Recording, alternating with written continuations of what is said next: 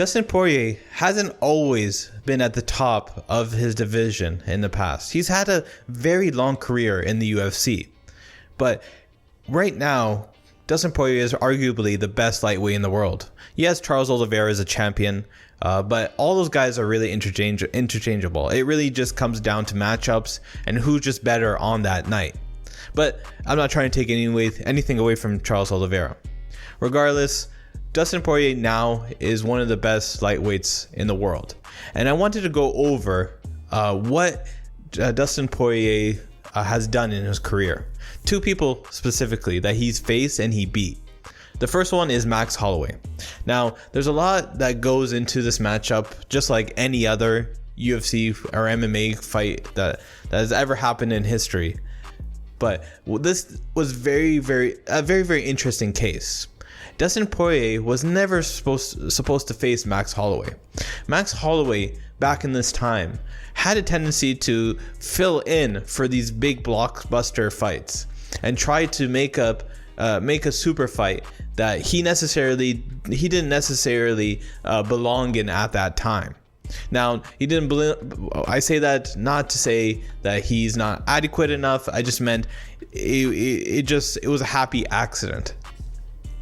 Max Holloway filled in for an injured fighter. I forget who it was, but Dustin Poirier accepted the fight for the interim UFC championship. Dustin Poirier went in there and beat a guy that really was untouchable up until that point. He was undefeated.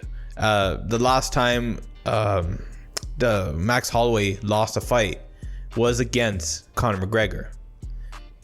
Dustin Poirier beat a guy that, yes, he probably wasn't the most prepared for the fight. He wasn't the most well-equipped, maybe physically. There's a lot of debate that goes into that, whether or not Max Holloway was actually physically ready. Did he need to put on more muscle? But regardless, Dustin Poirier went into that fight and beat a guy that, up until that point, was untouchable. I don't know. I don't know who earns a shot nowadays. It's simple. I have a simple relationship with the UFC. I tell them, give me the toughest guy, the hardest fight, and I send the contract back and just leave it at that. I feel so good. It's good to feel this energy. It's great to be here with the fans. It's just amazing. You hear them, they're try-hooing, they're saying the best is blessed, blessed express, every single thing to do with blessed. When we came into the UFC, I wanted to be a champion. Check that off the list. Now the next one is to be the #1 ranked pound for pound. I'm not looking for a fight of the year. When you think of best pound for pound fighter, when I think of it, it's dominance. And that's what I want to do. I don't want this guy to be my equal. I want to go out there and have people scratching their head like, who is that guy? If I got to go up a weight class, 2, 3, 4, 5, keep saying, my man Danos, DC, if he's the #1 guy, if they send his name in a contract, I'll be like, I love you, DC, but I'm going to sign that contract. The man said I need to make a mistake in there tomorrow. I just need him to show up. I'll see you guys tomorrow night. Max Holloway, ladies and gentlemen. The break. Holloway's not letting him. He won't let him breathe. Dustin's tired, or so it would appear. Yes, he is. Poirier wants a break. Holloway's just pursuing. He'll just keep touching you, keep touching you, keep touching you. After round 3. Oh, nasty body work by Holloway. Poirier just took a big, deep breath. Holloway just has to be really careful when he's just throwing all those punches not to get caught with a big right hook. He smokes. Looks like a huge gash right in the middle of the forehead. Power discrepancy on display once again in that exchange. Also just the sharpness of that counter too. Perfect precision.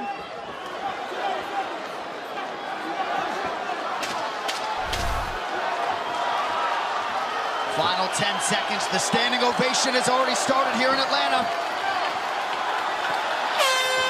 And new interim UFC lightweight champion of the world, Dustin the Diamond Poirier. I was going to leave it there, but you just had a young man here, Mini Bless, show up. What's it been like as an opportunity to teach him as a father? You came in on a loss. He's only seen you win. What's it been like to be able to show him that just because you lose doesn't mean you're a loser? Yeah, I think you kind of used to do that on flag football, huh? Losing. I'm just joking.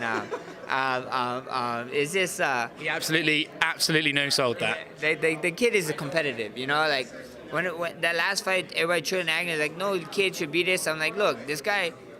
If you look at it in the olden days, this kid is like a Spartan. When he was born, he just seen Spartans doing Spartan stuff. That's how it is. When he was born, he just seen me training, you know. And I talked to him and I asked him like, why were you crying? I made it clear to let him know, why are you crying? He's like, were you crying because I was getting punched in the face? Were you crying because I have this big gash on my face, blood, this and that? And he goes, no. And then why are you crying? He's like, because you lost. I'm like, this kid is just competitive, you know. It's a human nature. You see someone you love lose, you feel for him, you know. And kid is only 7, so it's good to learn, you know. You need these losses. You need these things. You got to feel these things. I think Ray Allen speaked on it. It was going viral on top of social media. Somebody speaked on it, how they said the kids, they got to learn this kind of stuff so they can deal with it, you know. And, you know, nowadays things is with, like, participation trophies and stuff. You know, like James Harrison, a famous Pittsburgh Steelers football player, talked about it. Like I don't want my kid getting a participation in a trophy. Like, what, he did nothing for it. Like, I grew up at a time where, like, you know, first, second, third, that's it. You know what I mean? You be competitive and you compete. You don't just get something because you showed up. They're like, oh yeah, here it is. You know, congratulations, you showed up today. Like, no. So it's cool. Dustin Poirier is scheduled for a 3rd fight against Conor McGregor. That means he faced him twice, obviously. The first matchup was in the featherweight division, and Dustin Poirier really let the hype and the trash talking and the entire circus of Conor McGregor to get to him. He let the situation of Conor McGregor trash talking him in the hallways, saying things to the media, calling him names. He called him P-head, which I still don't really get. I think the explanation is that a P-head is a person that has this very, very small head, a size of a pea. But regardless, Dustin Poirier went on and through the years, I forget how many years it was between the first and second matchup, but Dustin Poirier came back and faced Conor McGregor to avenge his loss in that first matchup. Now, some people, including myself, thought that Conor McGregor would come out the winner, but Dustin Poirier proved myself and a lot of people wrong, and he did it by doing this.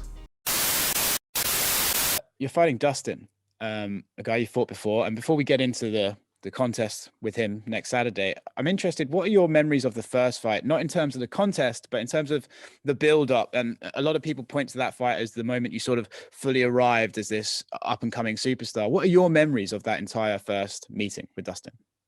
I remember it all very well. You know, Dustin, number 5 ranked in the division, one of the top fighters. He always was. He's always there or thereabouts. He rose up to be a champion. So, you know, I certainly feel he's atop this division at present. You know, he sparked Gagey. I believe he beat Oliveira also. He beat Hooker, who was in the co-main event. So he's a phenomenal fighter. But and I'm very excited to get in and compete with him again. From back then, you know, I was just doing my thing, rolling in, enjoying the experience. It was my first time fighting in Las Vegas. We done a press conference in the MGM Grand out in the open, so I was just taking it all in. I had a blue pinstripe suit that I loved, that I wore, and you know, I had my grandfather's shoes as well that I polished on the way over on the plane, and you know, I remember it very well. I know he got a little bit riled up, and with the fans and this type of thing, he's a lot more mature now, and you know, I'm excited to get in and compete. I have respect for Dustin. I did then. You know, there's elements of gamesmanship and these type of things, and you know, it's the fight business at the end of the day. And you know, he has his skills that he brings to the table. I have mine, and you know, let's bring it. Funny you bring up the blood, because in an interview not long ago, Dustin said that he wants you to both be bleeding by the end of the first round. He wants it to be a war almost right off the bat. And in reply, I saw a clip from you the other day saying it's actually going to be over in 60 seconds. Who's got it right here? The man who always gets it right, you know, Mystic Mac. He was born on the night of the first Poirier fight. You know, however, you know, Dustin is a tough competitor, and you know, I would love that also, to be honest. I would love a war. I would love, you know, to be in the mix with it, and I am certainly ready for that. So let's see. I will have landed devastating blows within that first 60 seconds. If Dustin can withstand and stay in there, you know, more power to him, and let's get it on. Let's put the gloves up and let's go. All right. Bad. Oh my God. Dustin Poirier. Knockdown from Poirier.